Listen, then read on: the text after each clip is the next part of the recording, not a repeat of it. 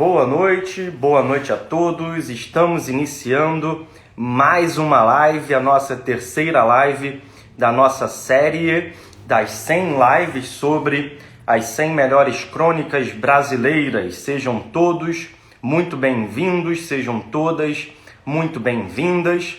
Espero que vocês todos estejam muito bem e prontos para mais uma noite de conversa sobre a literatura brasileira.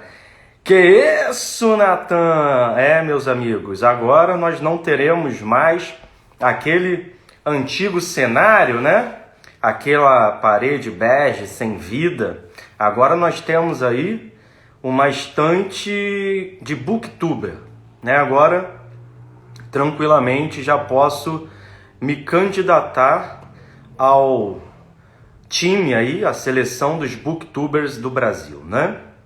Cenário novo, exatamente. Cenário novo. Agora nós estamos rumo ao milhão, né? Rumo ao milhão.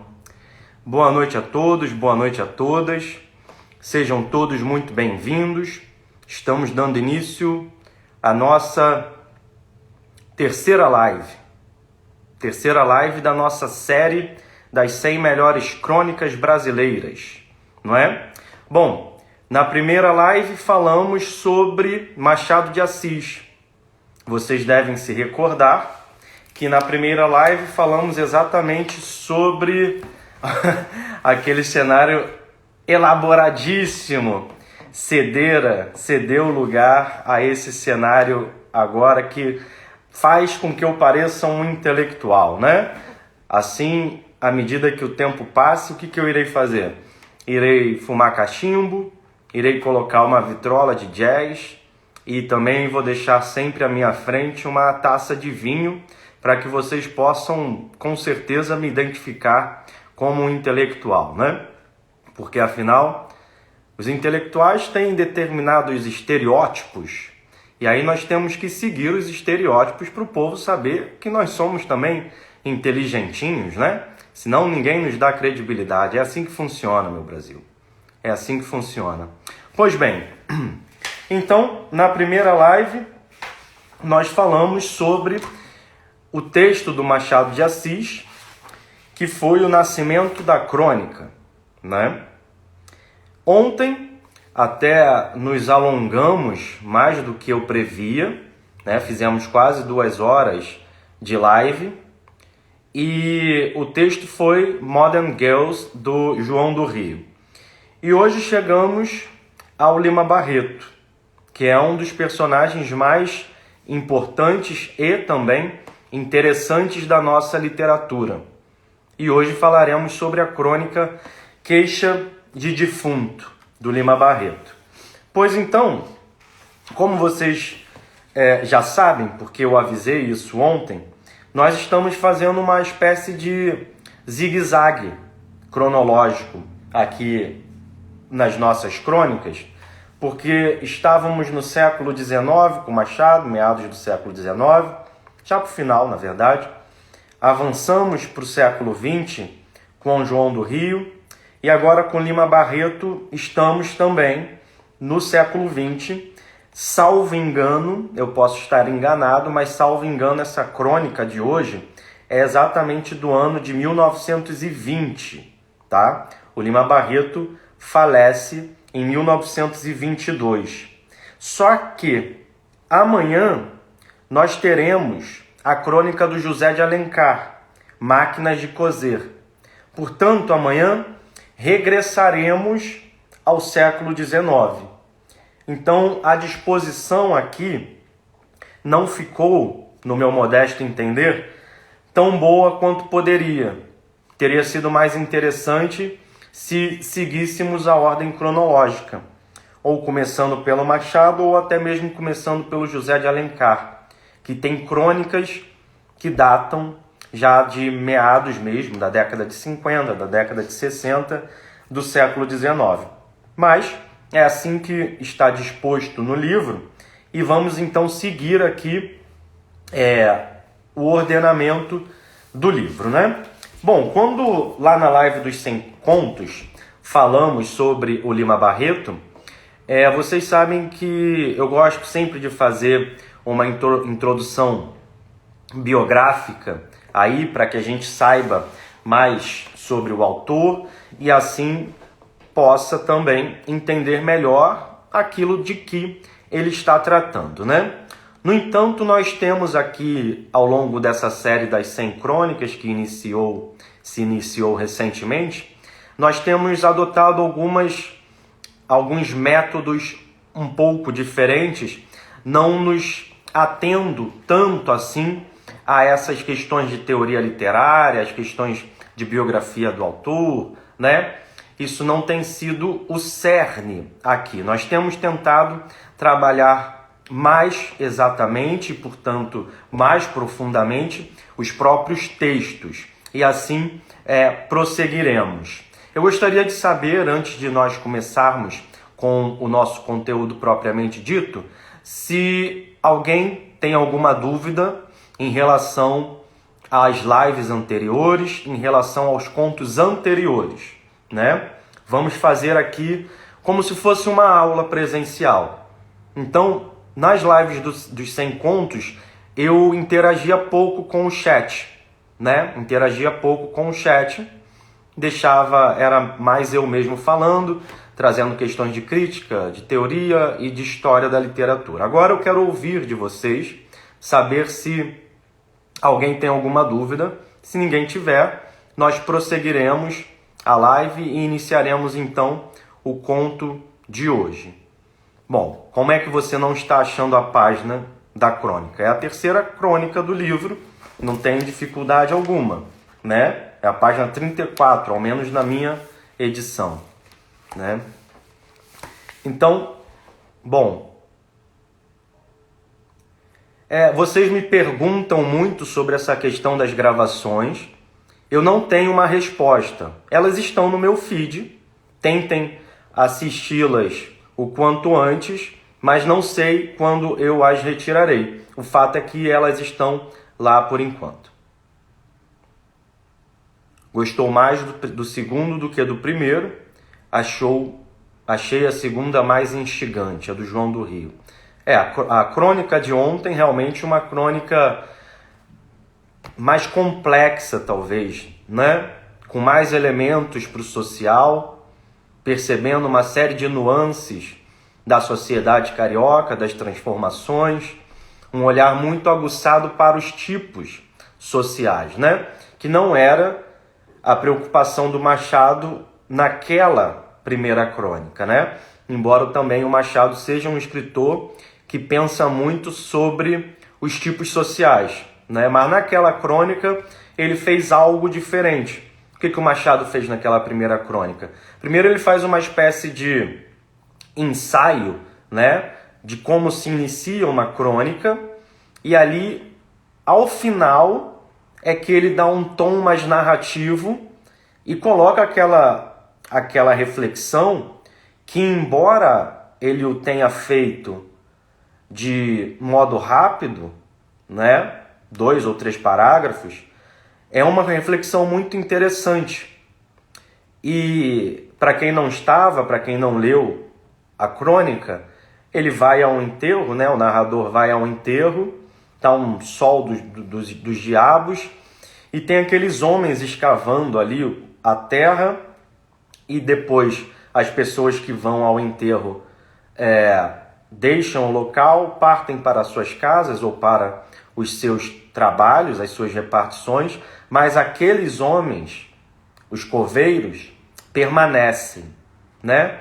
E isso é uma questão bastante interessante, porque nós passamos pelos lugares e às vezes temos até algum tipo de interação com as pessoas, com os trabalhadores que ali estão, mas quando nós vamos embora, quando voltamos para as nossas casas, a gente acaba esquecendo que aquelas pessoas permanecem naquelas atividades, né? Então, a realidade do mundo, ela tem uma estrutura paralela e simultânea, né? Tudo acontece ao mesmo tempo entre nós vivos. Claro que isso vai se estendendo ao longo do tempo. Mas nesse instante, enquanto eu falo aqui para vocês, enquanto vocês assistem a uma aula de literatura, tem alguém que está trabalhando como policial, tem alguém que está trabalhando como enfermeiro, tem alguém que está doente no hospital, né?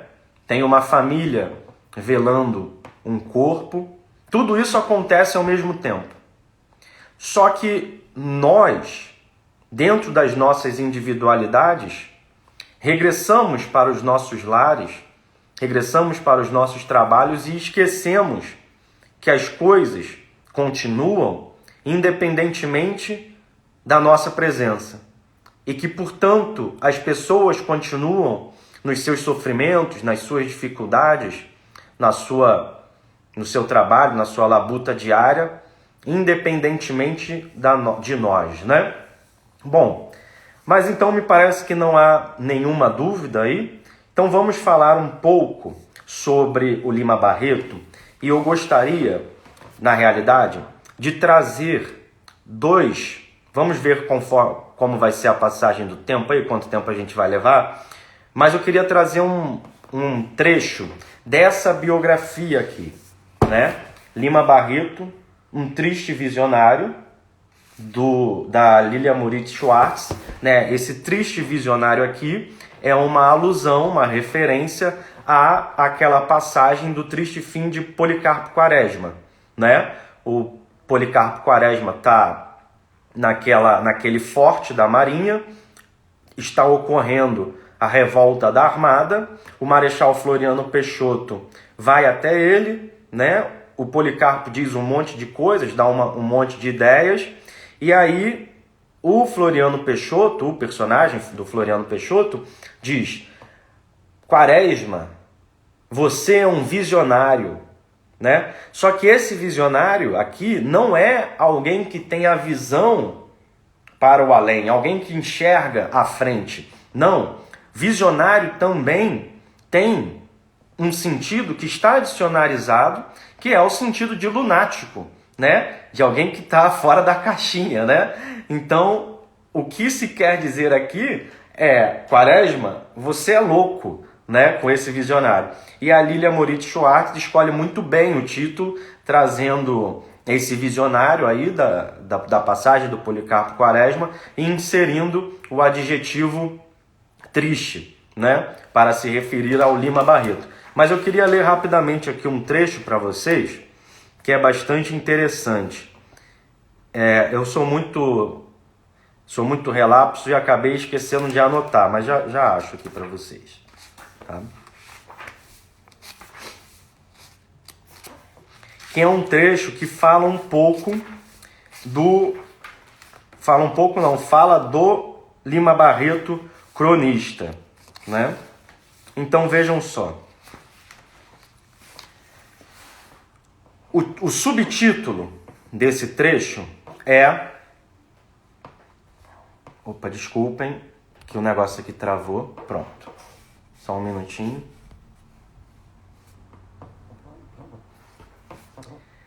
Além de crítico, o subtítulo é O Cronista Azedo da Cidade. Vejam só, o cronista azedo. Então, Lima Barreto é um cronista da cidade, mas é um cronista azedo, um cronista ácido. E o cronista da cidade aqui é muito particularmente interessante, que também era uma característica sobre a qual falávamos ontem relativamente ao João do Rio, mas é uma característica também do Lima Barreto, que é esse olhar para a cidade, né? Então o cronista azedo da cidade é alguém que vai tratar da cidade com um olhar crítico, com um olhar ácido, crítica social, política e cultural. Além de crítico da cidade, membro da confraria Esplendor dos Amanuenses e da Academia dos Esquecidos, literato dos grupos dos novos e boêmio por vocação. Isso aqui é um dado interessante sobre o Lima Barreto, que era não só boêmio, como alcoólatra, né? Vocês devem saber que ele é internado 2 vezes, né, em manicômios, e é nesses manicômios que ele, nesse manicômio, né, que ele redige os seus diários do hospício, famosos diários do hospício, sobre também os quais falaremos no curso Veredas Infinitas. Mas então, ele é internado, sobretudo por causa do alcoolismo, que era considerado, até então, uma doença mental. Lima começara a assumir-se abertamente como anarquista. Em 15 de maio de 1913, no jornal A Voz do Trabalhador, órgão da Confederação Operária Brasileira, publicou palavras de um snob anarquista. O Lima Barreto, do ponto de vista das suas ideologias políticas, ele trafega, né, a depender do momento no qual se olhe para ele. Então, em certos momentos, o Lima Barreto vai parecer mais conservador. Em outros momentos, ele será extremamente progressista. Então, ele flertou com o socialismo, flertou com o anarquismo, mas a verdade é que ele não tinha uma posição ideologicamente muito clara, né? Embora a posição política que ele tenha defendido com mais veemência tenha sido a de anarquista. E, portanto, na maioria dos casos, ele é identificado como um anarquista. Mas isso vai depender da parte da sua vida para a qual se olha. No artigo, descrevia as simpatias pelo anarquismo, que já havia manifestado em texto para a Floreal, que era uma revista, deixando claro seus posicionamentos políticos. Logo no início do texto, o escritor provocava: por ocasião da passagem do 1º de maio, os grandes jornais desta cidade, bem ou mal, tiveram de tratar da questão social. Então ele está aqui ironizando os jornais, porque vejam só, por conta da passagem do 1º de maio, por bem ou mal, os jornais tiveram de trazer essas questões sociais. Ou seja, não era comum que os jornais se preocupassem com as questões sociais. E quem é que vai fazer isso particularmente? Os cronistas. Então, os jornais tinham, digamos assim, um olhar distanciado das questões do povo. Só que cronistas da verve de João do Rio e de Lima Barreto vão fazer esse trabalho de tocar nas chagas sociais. Vocês sabem que a prosa do Lima Barreto, as preocupações do Lima Barreto guardam grande preocupação com as questões do povo. Estamos falando de um homem negro, tá? Para quem não, imagino que todos saibam, mas para quem não sabe, Lima Barreto era um escritor negro. E aqui é um parêntese que talvez seja bastante interessante. O nosso primeiro escritor da série aqui das 100 Crônicas era um escritor negro. O segundo escritor da nossa série, João do Rio, era um escritor mulato. Não era exatamente um negro, mas era um mulato. E o João do Rio, além de mulato, era homossexual. O Lima Barreto, por sua vez, também era negro, né? O Lima Barreto, inclusive, quando é abolida a escravidão no Brasil, o Lima Barreto é levado pelo seu pai, né, para o centro da cidade, pelo Paço, à frente do Palácio Tiradentes, onde a princesa Isabel assinava a Lei Áurea, que acabava então com a escravidão. E houve uma festa do povo naquele dia. E o Lima Barreto foi inclusive colocado nos ombros, uma criança, né? Sentou-se nos ombros do seu pai e assistiu então àquele momento ali num local historicamente privilegiado, né? Exatamente onde a Lei Áurea foi assinada. Então, o Lima Barreto ele nasce num Brasil no qual ainda havia escravidão.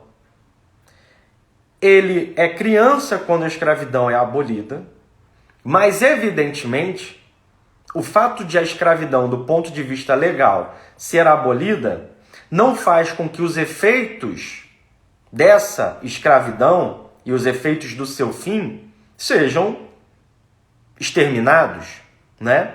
Então o Lima Barreto é esse escritor negro que sofre preconceitos, tá? É um escritor que tem um ressentimento em relação à sociedade. Então ele é alguém que tinha um tipo de atitude de estar e não estar. Ou seja, ao mesmo tempo que ele participava de alguns encontros literários e de alguns grupos, ao mesmo tempo ele se via como alguém que na realidade não pertencia àquilo. E por que não pertencia? Não pertencia porque, diferentemente da grande maioria daqueles escritores, era negro. E não só negro, como pobre. Porque, embora fosse servidor público, o Lima Barreto trabalha a vida inteira praticamente como jornalista e servidor, /servidor, ele é alguém que tem uma condição financeira ruim, né? E tem uma história de vida bastante trágica. O pai do Lima Barreto também é alguém que vai ser internado em manicômios. Então, o Lima Barreto, de certo modo, repete a biografia do pai, né? Que era, inclusive, um homem letrado, era um homem inteligente, era um homem que teve, por seu esforço, conseguiu acessar a cultura, né? E conseguiu transmitir isso ao seu filho, ao Lima Barreto. Mas o Lima Barreto tem uma circunstância, além dessas todas, né?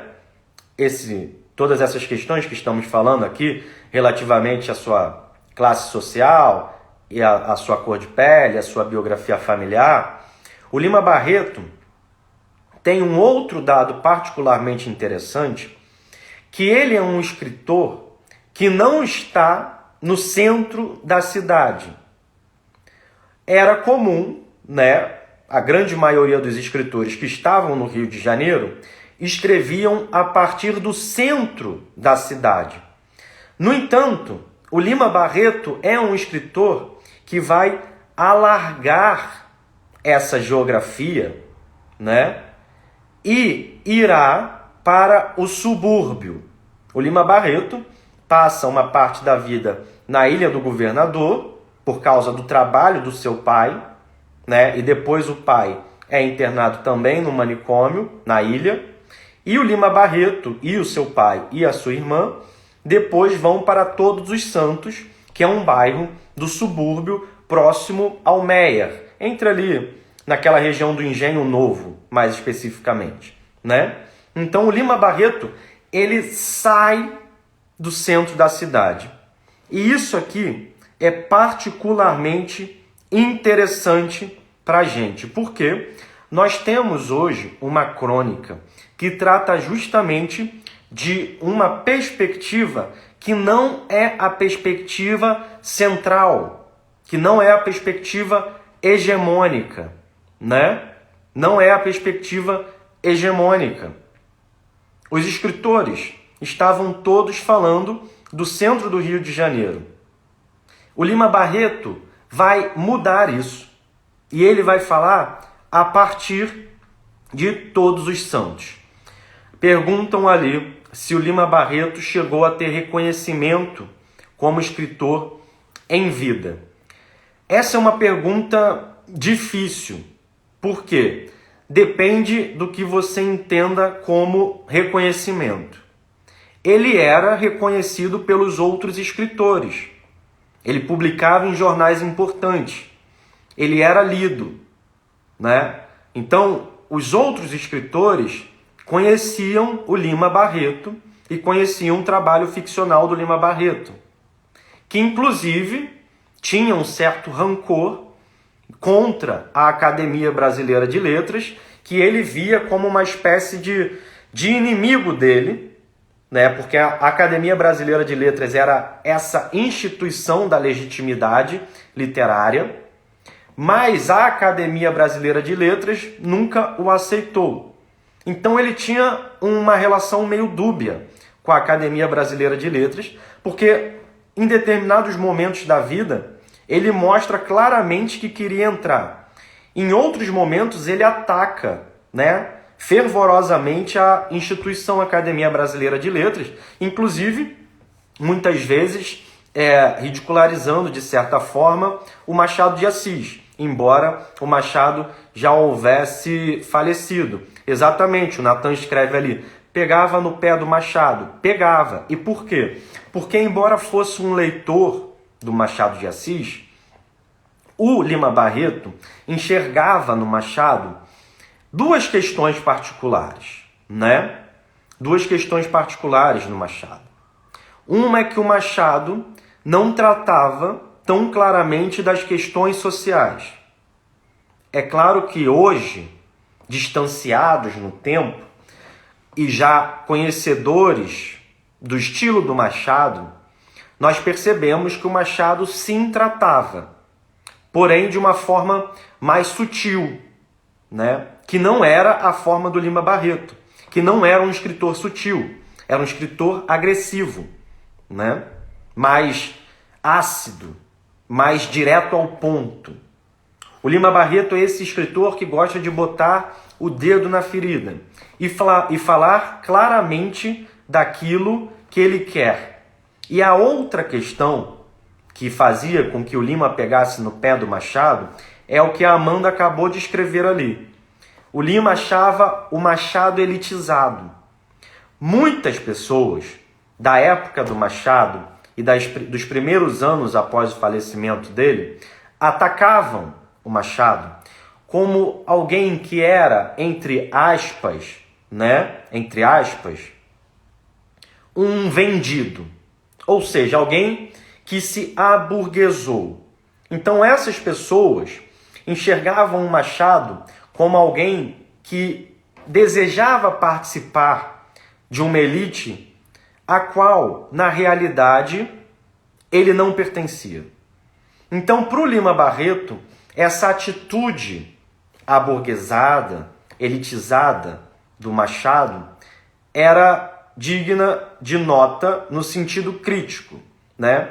Então, nós podemos dizer o seguinte, que diante do talento do Lima Barreto, ele de fato não teve o reconhecimento que hoje nós entendemos que era aquele que ele mereceria.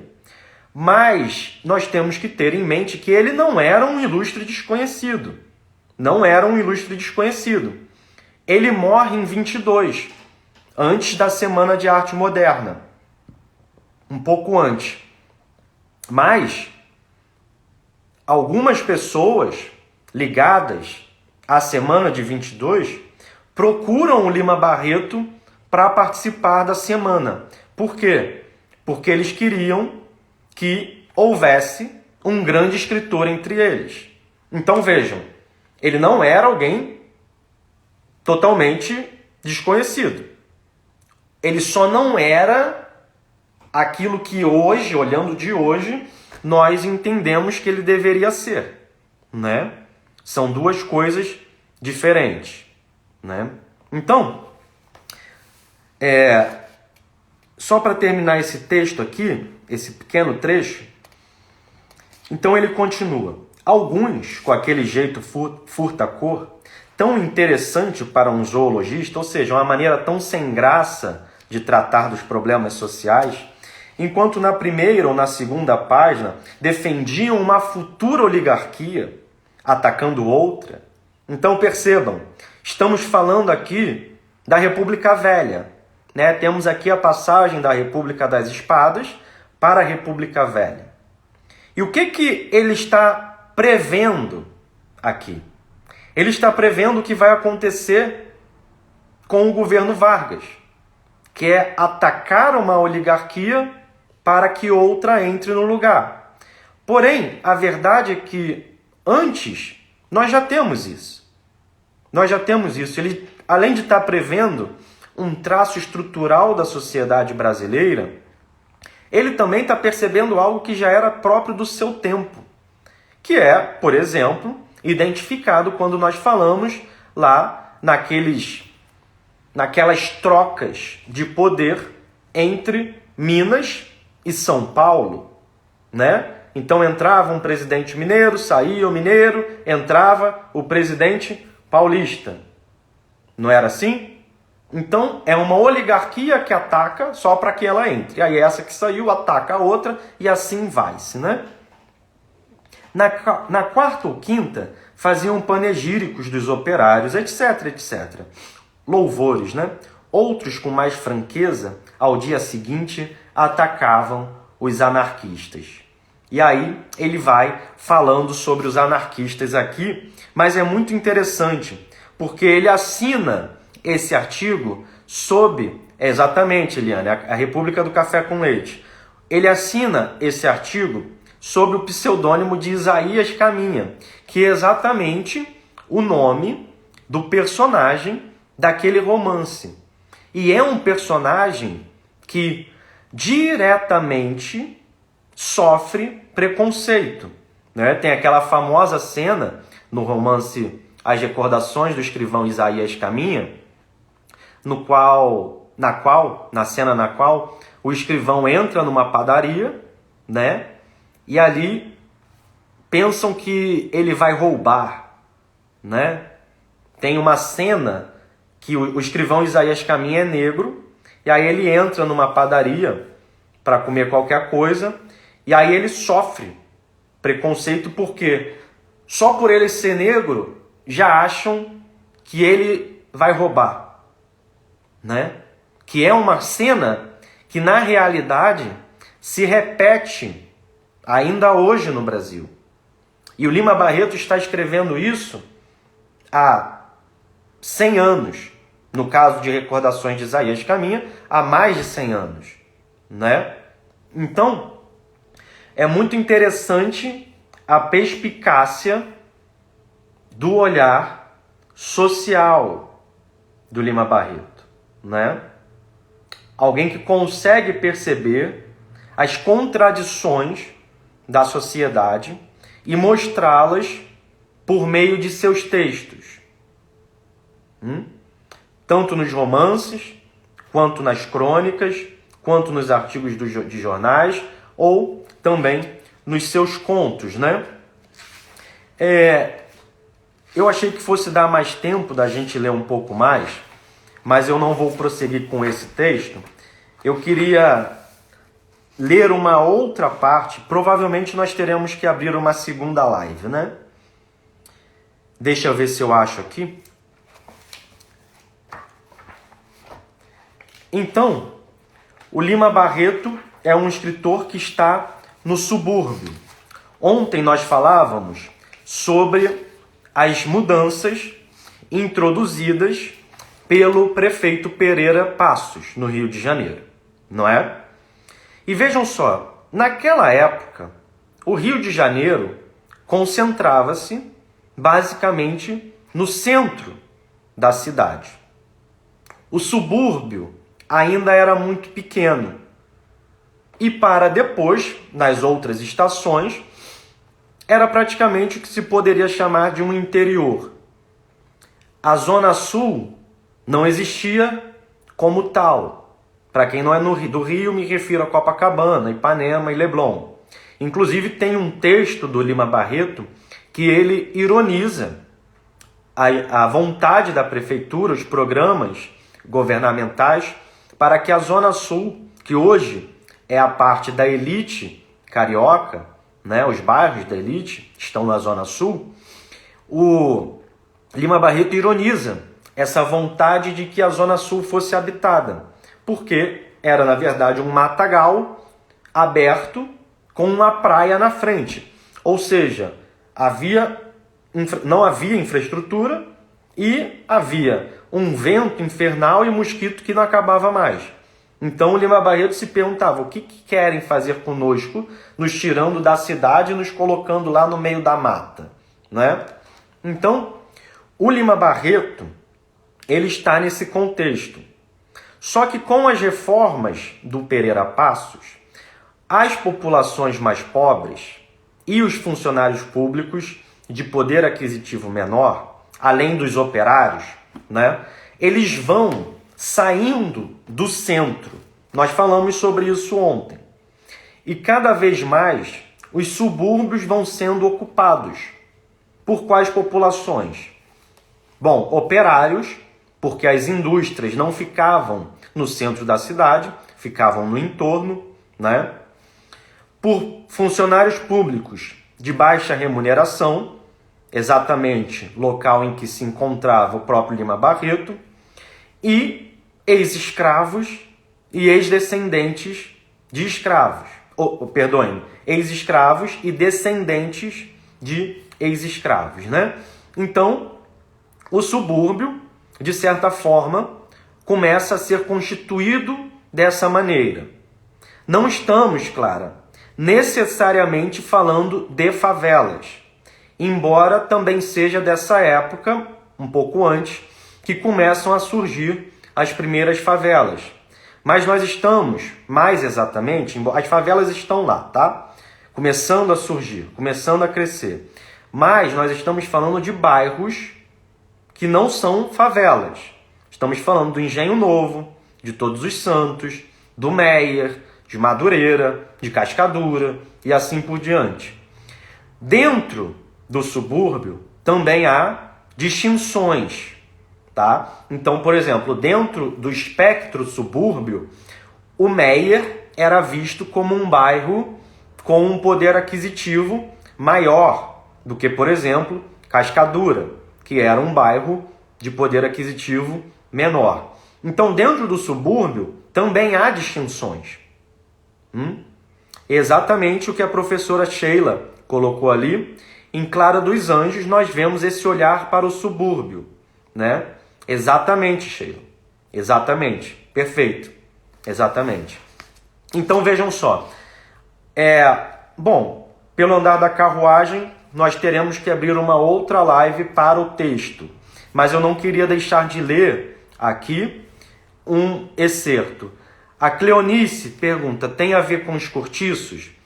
Veja, os cortiços são habitações pobres, né? Casas habitadas por uma série de pessoas pobres, que existiam, sobretudo, no centro da cidade.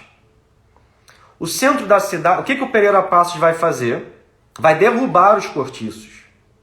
E essas pessoas vão ter de se afastar do centro. Algumas migrarão para os morros, que estão começando a se favelizar, e outras irão para os subúrbios. Mas prestem atenção, o subúrbio ele é mais pobre que o centro. Mas no subúrbio não tem só miséria. O Lima Barreto era um funcionário público que morava no subúrbio. Mas o subúrbio vai abrigar desde esses funcionários públicos de uma renda menor até quem está mais abaixo. Porque queria se transformar o centro da cidade na Paris dos trópicos. Então, nesse sentido, tem a ver com o cortiço, que, como a Adriana colocou, é um romance sobre o qual também falarei no Veredas. Mas eu vou ler então aqui mais um trecho, tá? Que está aqui no Triste Visionário da Lilian Schwartz. É um subtópico que chama-se A Estação de Todos os Santos, ou Como Viver Espremido entre o Meier e o Engenho de Dentro, que é a posição geográfica do bairro Todos os Santos, né? Aí diz a Lilian Schwartz, a importância que as estações, ela está falando das estações de trem, porque o Lima Barreto voltava para a casa de trem. Então, a linha de trem, ela divide o Rio de Janeiro. Nós temos a Estação da Central, antes chamada de Dom Pedro II, que está no centro da cidade, e ela vai ligar o centro da cidade ao subúrbio. Portanto, à medida que se avança nas estações, descortina-se um outro rio de Janeiro, que não é aquele do centro e imediações. Quais são as imediações que basicamente também podemos entender para o contexto da época como centro da cidade? Laranjeiras, Glória, Catete, uma parte inicial de Botafogo, tá? Porque a zona sul para a época seria Copacabana, depois do morro, tá? Então, isso tudo é meio que uma mesma zona geográfica. E o subúrbio vai vir lá para o Meia, a partir do Meia. A importância que as estações adquiriram para os moradores dos subúrbios e o fato de esses demonstrarem uma intimidade grande com elas, às quais se referiam quase como se fossem membros da família, não escaparam à percepção de Lima Barreto. E aí, ele escreve: na vida dos subúrbios, a estação da estrada de ferro representa um grande papel. É o centro, é o eixo da vida. Bom, e aí ele vai falando da importância das estações, mas eu queria chamar a atenção para o seguinte, que é a descrição que ela faz do bairro Todos os Santos. A história do bairro de Todos os Santos, diz a Lilian, não diferia muito daquela da sua estação, a exemplo do que ocorria com outros subúrbios. Era uma espécie de consequência e continuidade dela. Originalmente, o bairro fazia parte da freguesia de Inhaúma e foi associado em 1873 à freguesia do Engenho Novo. Seguindo a lógica da organização da Estrada de Ferro Central do Brasil, embora Todos os Santos fosse parada seguinte ao Meia, não havia demarcação entre elas que delimitasse a fronteira entre os dois bairros. A parte mais característica, prestem atenção nisso aqui, a parte mais característica de Todos os Santos, e na qual Lima Barreto morou, é a região leste, à direita de quem sobe de trem. Descrições da época mencionam um bairro basicamente residencial e muito pacato. Além do mais, por conta do terreno montanhoso, o clima era dos mais saudáveis e até recomendado por muitos médicos, Então, vejam que é um lugar que está ocupado por pessoas de poder aquisitivo bastante menor em relação às pessoas que moram no centro da cidade e nesses bairros contíguos, porém nós não estamos falando de favela, tá? E nem de cortiço, no caso do local em que o Lima Barreto morava. Agora vejam só, o Lima Barreto, apesar disso, teve certas dificuldades financeiras. Porque quando nós falamos que o Lima Barreto era um funcionário público, nós temos a ideia atualizada de um funcionário público hoje bem remunerado, Mas não era o contexto dele. Não era o contexto dele, que tinha o seu salário, mas que precisava complementar a renda. E que por isso também trabalhava de jornalista. Mas o trabalho de jornalista era extremamente mal remunerado. E como se não bastasse, o Lima Barreto vivia às turras com os seus chefes de redação, O Lima Barreto era um sujeito que gostava de comprar briga. Ele não era uma pessoa fácil. O Machado de Assis era alguém que buscava ser cordial, cordato. Não significa que o Machado fosse mosca morta. Mas a crítica do Machado, ela é muito irônica, ela é tão fina, que ela passava despercebidamente, muitas vezes. O Lima Barreto dava nome aos bois. E mais, o Lima Barreto era um sujeito que vivia embriagado. E como estava sempre bebendo, sempre de porre, o que acontecia? Muitas vezes ele não ia trabalhar. Muitas vezes ele chegava tarde no trabalho.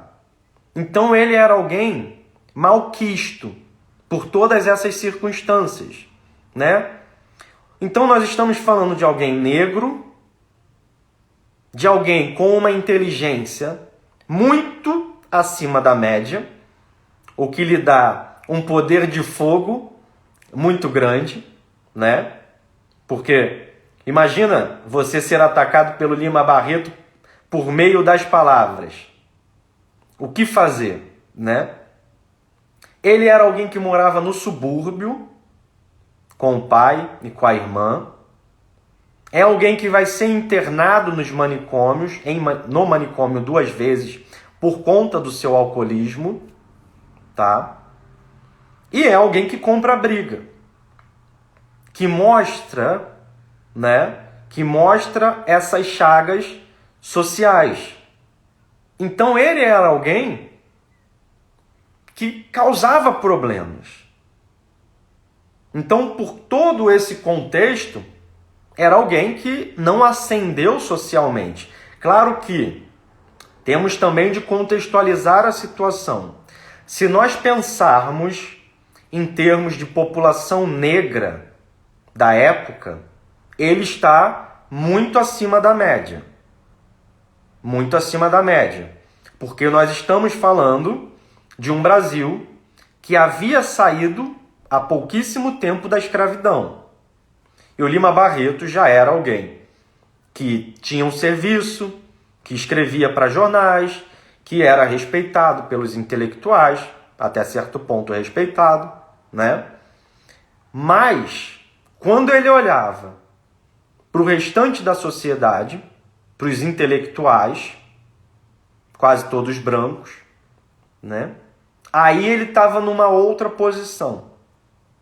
Sobretudo de alguém que, além da questão da cor de pele, era alguém que morava em Todos os Santos. Alguém que tinha de pegar trem. E vejam, eu nasci em Nova Iguaçu, né? Em frente a uma estação de trem. Morei por 20 anos de frente para uma estação de trem. E é muito interessante quando eu me deparava com pessoas que moravam na zona sul do Rio e ficava muito clara que havia uma distinção social entre mim e eles. Eles que eram os moradores da zona sul, que não tinham jamais entrado dentro de um trem, né? Como costuma acontecer com quem mora na zona sul do Rio. E eu, que para chegar até eles, tinha de pegar um trem em Nova Iguaçu, cortar a Baixada, cortar a zona norte, que é o subúrbio, chegar ao centro da cidade e pegar um metrô. Então, se nós transpusermos isso para a realidade do Lima Barreto, é semelhante. Por quê? Porque o fato de ele ser um preto que entra no trem e que atravessa para o subúrbio já o distingue daqueles que são brancos e que entram ou no bonde, ou nas carruagens, ou depois nos automóveis, seja como for, e ficam pelo centro da cidade. Então o Lima Barreto, por uma série de circunstâncias, é esse tipo de sujeito, que é uma classificação que inclusive a própria Lilia Schwartz trabalha, e ela realmente tem razão. Eu gosto muito quando a Lilia fala que o Lima Barreto é o sujeito que está sem estar. É o sujeito que está dentro, estando fora. E é, portanto, o sujeito marcado pela ambiguidade. Porque, vejam, ele está no círculo dos intelectuais, mas não é benquisto, né? Naquela época deveria ser difícil para um cara negro pobre se impor. Eu não sei ao que exatamente o Severino está se referindo, né? Não, eu não disse isso, não sei se ele está se referindo a alguém do chat. O metrô ao qual eu me referi é o metrô que eu, Rodrigo, pego, tá? Não tô falando que o Lima Barreto pegasse metrô, tá? Eu, Rodrigo, é que pego o metrô, tá bom? Estejam atentos aí, para que não haja confusões. Eu sei que no Brasil só estação de trem. Eu, Rodrigo, pego o metrô, tá? Não o Lima Barreto. Então, estejam atentos, porque quando vocês escrevem determinadas coisas no chat, acabam me confundindo, tá bom? Então, tenhamos alguma atenção no que eu estou falando. Mas então, a Lilian Schwartz, ela trabalha de forma bastante interessante essa classificação do ser não sendo, do estar não estando. Por quê? Porque ele era alguém que estava dentro do círculo social, intelectual, do círculo intelectual, mas que guardava uma série de distinções em relação àqueles mesmos intelectuais, né? Ele é um sujeito que, embora morasse em Todos os Santos, frequentava a vida boêmia do centro da cidade. E que, por isso mesmo, muitas vezes tinha de virar à noite, porque seria difícil voltar para casa.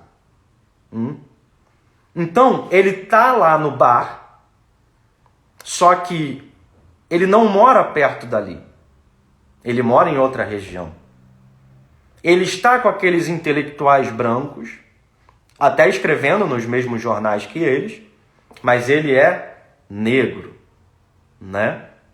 Então, todas essas circunstâncias e outras mais fazem com que a Lilian Schwartz, acertadamente, ao meu ver, trabalhe essa classificação da ambiguidade do Lima Barreto, que é uma ambiguidade que se manifestava na própria personalidade do Lima. Ora ele queria entrar na Academia Brasileira de Letras, ora ele odiava a academia. Ora ele achava o Machado o maior dos escritores, ora ele criticava veementemente o Machado. Ora ele aceitava trabalhar naqueles jornais, ora ele desprezava aqueles jornais. E assim por diante, em vários âmbitos da sua vida. Bom, pessoal, eu acho que, essa introdução aqui foi até bastante mais longa do que o que eu esperava. Eu confesso que eu pretendia fazer uma introdução que demorasse aí 15, 20 minutos no máximo. Então, nós faremos exatamente aquilo que fizemos ontem. Vou encerrar a live aqui e abriremos uma live seguinte. E o que faremos nessa live seguinte?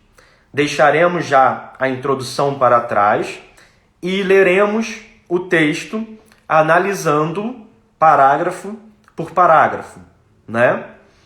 Pacheco escreve: não conheço todas as obras. Tem alguma delas que apresente um protagonista negro, escrivão Isaías Caminha, por exemplo. Tá bem? Então, fecharemos aqui e abriremos uma nova live, já entrando diretamente no texto. Beleza? Vejo vocês aí. Lembrem-se de que vai demorar alguns segundos, talvez 1 minuto, porque eu preciso que o Instagram antes salve essa live no meu feed, tá bem? Então vamos partir para a próxima parte da nossa aula.